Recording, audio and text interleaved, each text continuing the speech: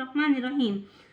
आयत नंबर 49, पहला पारा आयत नंबर 49, बिस्मिल्लाहिर्रहमानिर्रहीम। और जब शक कर दिया हमने तुम्हारी वजह से दरियाए शोर को फिर हमने डूबने से बचा लिया तुमको और गर्क कर दिया मुतल्लिकीन फिरौन को। यानी कि अल्लाह ताला ने हज़रत मूसा अलैहिस्सलाम को और उनकी जो उनके साथ मुसलमान थे, जो अल्लाह पे ईमान लाए थे, उन सबको अल्लाह ताला ने बचा लिया।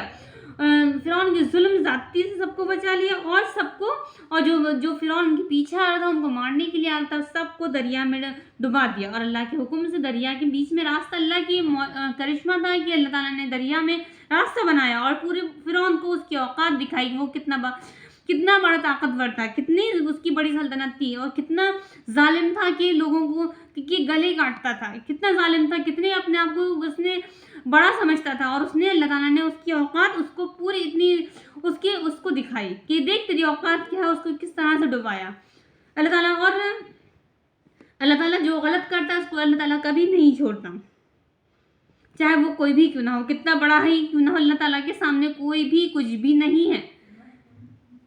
और वो ज़माना याद करो जबकि वादा किया था हमने मूसा से 40 रात का, फिर तुम लोगों ने तजवीज़ कर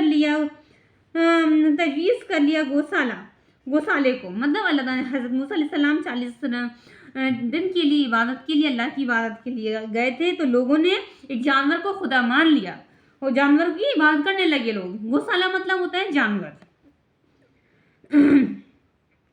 और तजवीज़ कर लिया मूसा के जाने के बाद, हज़रत मूसा अलैहिस्सलाम के जाने के बाद लोगों ने अपना दिमाग फिर से इस्तेमाल किया और जानवरों को खुदा, अपनी अकल लड़ाई और जानवरों को खुदा मानने लगे के बाद।